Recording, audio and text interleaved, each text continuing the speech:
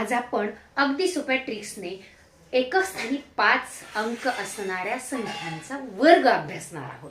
मग आता नेहमी आपल्याला स्पर्धा परीक्षेमध्ये वर्ग विचारले जातात किंवा त्यावर आधारित असणारे प्रश्न येतात। मग आपल्याला अगदीच एका ट्रिक्सने एकक स्थानी 5 असणारे, मग आता ते 5, 25, 35 किंवा 85, 75 या पद्धतीचे जे संख्या असतात, या संख्याचे वर्ग आपण काही सेकंदात अगदी चुटकीसरशी सोडून आपला स्पर्धा परीक्षेतील गुण आपण हमखास मिळवू शकतो। आता पहा, त्यासाठी एक सोपी ट्रिक्स आहे। पहा, 5 चा वर्ग किती आहे? 25, बरोबर आहे। आता आपण घेऊया 75 चा वर्ग आपल्याला काढायचा आहे। परीक्षेमध्ये विचारलं जातो की 75 दिलेल्या पर्यायामधून 75 चा वर्ग संख्या कोणती आहे। मग त्यावेळेस आपण गुणाकाराने आपलं उत्तर येणार आहे, परंतु कमी वेळेमध्ये आपल्याला अचूक उत्तरापर्यंत जायचं असेल तर ट्रिक्स वापरली तर आपल्याला अगदी सोपं काम आपलं होऊन जातं। मग त्यासाठी काय करायचं? एकक स्थानी 5 आहे, मग 5 चा वर्ग आपण 25 लिहायचा।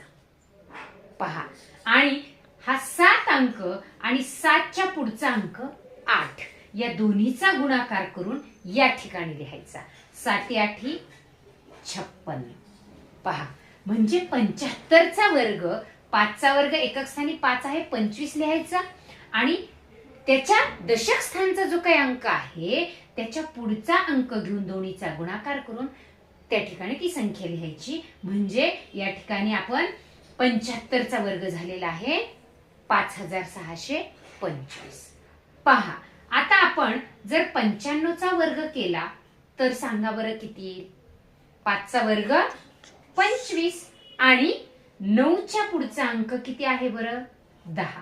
तर याचा गुणाकार किती येणार आहे? 9 10 90। म्हणजे 95 चा वर्ग झाला 9025।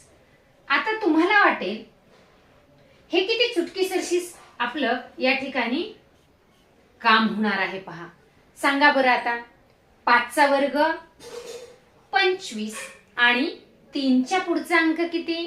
4। म्हणजेच 3 गुणिले 4 किती होणार याचा गुणाकार? 3 चौक 12। म्हणजेच 35 चा वर्ग असणार आहे 1225।